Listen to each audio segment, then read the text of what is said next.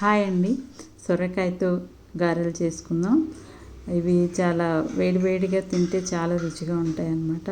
ఒక హాఫ్ తీసుకున్నాను సొరకాయ, సగం ముక్క తీసుకున్నాను నేను. పైన చెక్కు తీసేసి నీట్గా కడిగేసి మనం ఇలా తురిమి పెట్టుకోవాలి సన్నగా. అలాగే ఒక ఉల్లిపాయ సన్నగా కట్ చేసి పెట్టుకొని ఆ ముక్కలు, కొద్దిగా 2-3 పచ్చిమిరపకాయ ముక్కలు, కొంచెం అల్లం తురిమి పెట్టుకోవాలన్నమాట.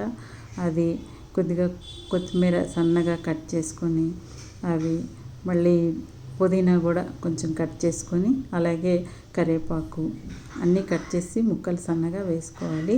వేసి ఇప్పుడు కారానికి చిల్లీ ఫ్లేక్స్ ఉంటాయి కదా, కొంచెం మిక్సీలో వేస్తే ఎండుమిర్చి అలా వస్తుంది కదా ముక్క చెక్కలాగా, అది ఇప్పుడు బియ్యం పిండి జల్లించుకొని మనము ఇంకా నీళ్లు పోయకుండా ఆ సొరకాయకి తడి వస్తుంది కదా కొంచెం వాటరు, అది దాంట్లో కలిసేలాగా బియ్యపిండి కలుపుకోవాలి. రుచికి సరిపడా ఉప్పు వేసుకొని మనము చూసుకుంటూ కొంచెం బియ్యపిండి కలుపుకోవాలి. మనకి వడకి సరిపోను వచ్చేలాగా కలిపేసుకుంటే పిండి సరిపోతుంది మీకు. ఇంక నీళ్లు పోయక్కర్లేదనమాట. స్టవ్ మీద ప్యాన్ పెట్టుకొని ఆయిల్ పోసి ఇలా గారెలాగా చేసి వేసేసుకోవడమే.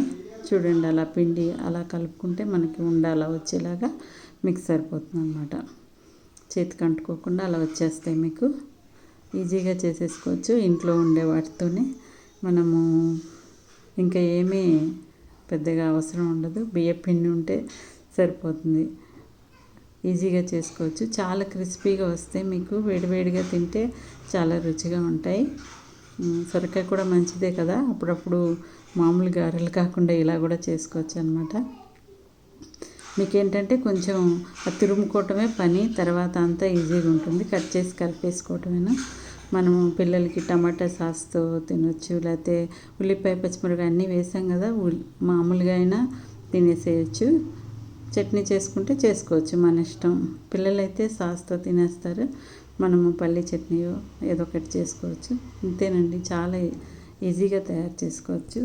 చేసుకోండి, కామెంట్ చేయండి ఎలా వచ్చిందో. క్రిస్పీగా ఉంటాయి, వేడిగా తింటేనే బాగుంటాయి. ఆరిపోతే మాత్రం అంత టేస్ట్ ఉండవు. వేడిగా తింటే చాలా రుచిగా ఉంటాయి మీకు. ఇంతే అండి. Thank you.